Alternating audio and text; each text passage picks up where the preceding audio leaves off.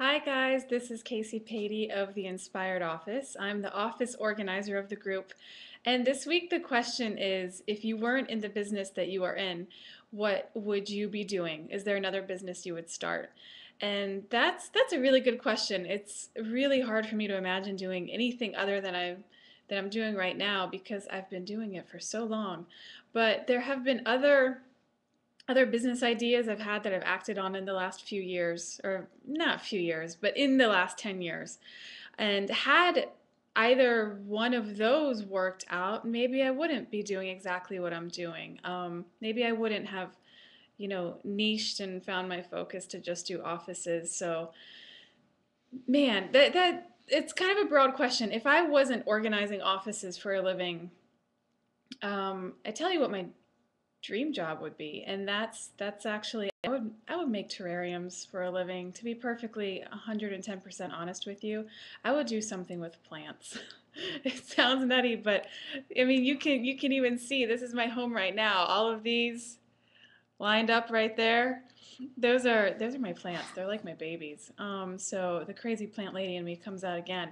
But I tell you what, there's another business that my sister and I started a few years ago that I thought was a brilliant idea that I truly wish had taken off. And hopefully somebody else will pick up this idea and run with it, and it will work for them in ways that it didn't for us. But had that worked, I think I would still be doing it. So that business was a series of networking groups. My sister is an acupuncturist, and at the time I was doing a lot of feng shui consulting. And I had just left my BNI group. Some of you may know that as Business Networking International. It's a group where you network with like-minded people every week, the same time every week, and there's only one of you per profession in each group. So there's one accountant, there's one organizer, there's one real estate agent, so on and so forth. So we had this idea to start some networking groups here in the DC area that were only for wellness professionals, with the idea that you go to an acupuncturist who you trust, and you trust that they'll send you a referral for a good massage therapist or a feng shui consultant.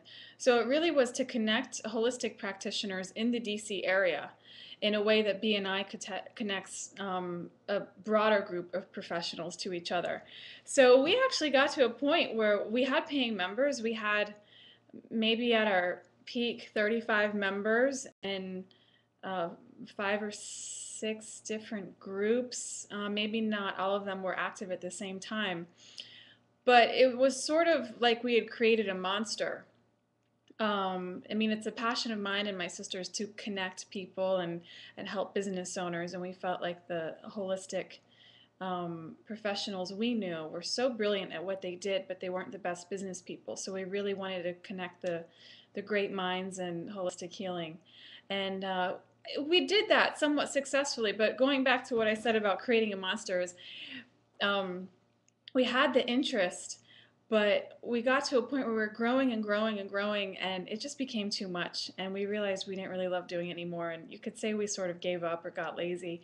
But the group sort of fell apart because we just didn't have the time, the energy. We probably should have delegated more work and maybe found stronger leaders for the chapters. But anyways, all of that is to say, had the wellness networking groups worked, and had we just run with it and had they taken off, then I think I may still be doing that and not organizing. It's hard to say. So what did I cover? I would be doing something with plants, who knows what. I could have been doing the wellness networking groups and pioneered this great movement of wellness and holistic networking in the US. But hey, if you like the idea, run with it, because I'm not doing it anymore. It's not my baby anymore. So somebody please steal the idea. I'd be very happy for you. And another business idea I've had, again with my sister, one that we haven't acted on, but I don't know, I'm not going to rule this one out ever. It's not something I'm going to do anytime soon. But how many of you guys remember that show Pimp My Ride on MTV, where I don't even think they're showing it anymore, but my goodness, that show, to be honest with you, brought tears to my eyes more than half the time I saw it. What they do is they take these old jalopy cars that are just rusting through, and they're kind of like Flintstones cars where the bottom is falling out and you can like see the road when you're driving, or the ceilings, falling in, and just these terrible, terrible jalopies. And they transform them into these gorgeous, gorgeous, one of a kind, sparkly, shiny, just magnificent work of art vehicles. So my sister and I have always had this dream idea to start a business that's something along the lines of that, but pimp my business. Because there are so many times we go into shops and restaurants or meet other consultants or business people who, again, it's a brilliant concept, it's a great product, but it's not packaged beautifully.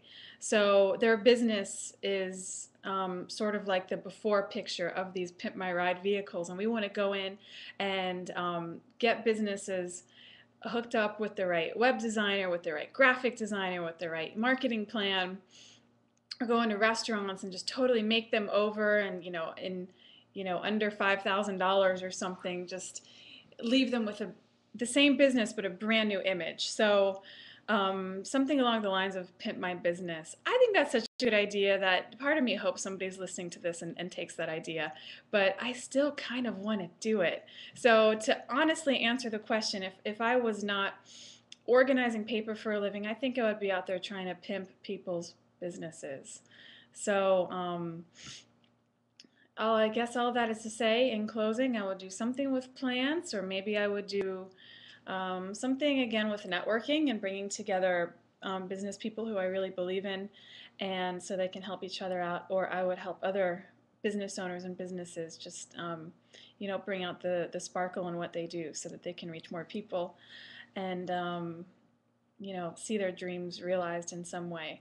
So I think that does a good job of answering the question. I'm really curious to actually go back and watch the other videos from the other women this week. I haven't heard them yet, but I think it's a fun question. So thanks again, Jordana, for the good question, and I look forward to seeing you guys next week. Bye.